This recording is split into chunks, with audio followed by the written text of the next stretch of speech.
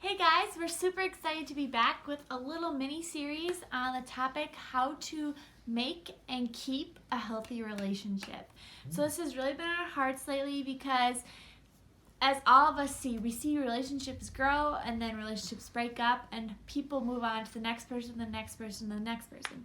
And there's a time to break off a relationship if it isn't healthy. We're going to give you 4 different tips. This first video is going to be tip number 1. So the first tip is don't let your emotions and feelings rule you. Feelings and emotions, they're good to recognize, but sometimes they can lie to you and just take over, and it's not good to have them take over and control you and cause you to say things that you can't take back or cause you to do things you can't take back.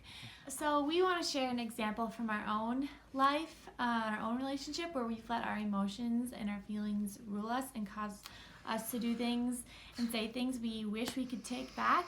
One example from my relationship is we were dating when Darren would go on trips like Florida with his baseball team or up to his cabin or wherever it was. I would feel abandoned. I didn't know that that's what I felt in that time. I didn't know that that's what the root of these feelings were. But I felt abandoned and just kind of rejected by Darren, which doesn't make any sense. He's just going on a trip and he's going to come back. But I would just have these deep feelings of sadness and brokenness that I was confused by. I was like, why am I feeling this? Such these deep feelings, but these feelings of sadness and anger and abandonment, I let them come out and I let them control me, and out of them I said things I couldn't take back. I texted him mean things. I was deliberately hurtful towards him, and in turn that hurt our relationship, and the way we communicated. It was not good, and a lot of pain and a lot of fights came out of that because I let my emotions and my feelings rule me and control me. Now when he goes on trips, it's a lot better, and I don't do that anymore. Thank you, Lord. He's helped me through that.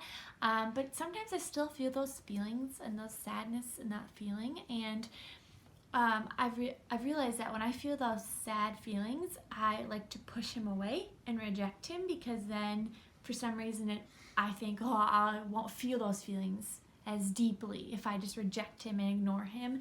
And sometimes I still have those feelings when he goes on a trip now, but instead of giving attention to those feelings, you take a step back. I take a step back. Yes, I realize, okay, I see my feeling, I recognize it, I give it somewhat attention, but I don't act on it. Don't act out of my feeling and my emotion.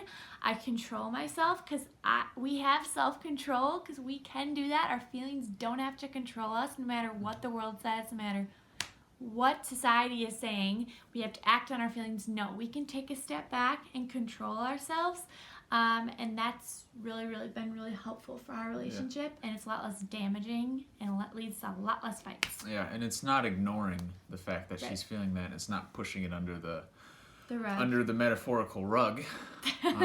She can talk with me about it. She can talk with people around her that she trusts about it. But it's, I recognize it, like she said. She recognizes it, but she chooses to act in a different way. Right. Right. And I don't let it control me and cause damage and harm. Yeah. Very good. Yeah.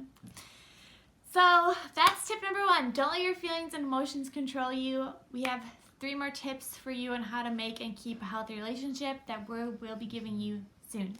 Thanks for watching. See you next time.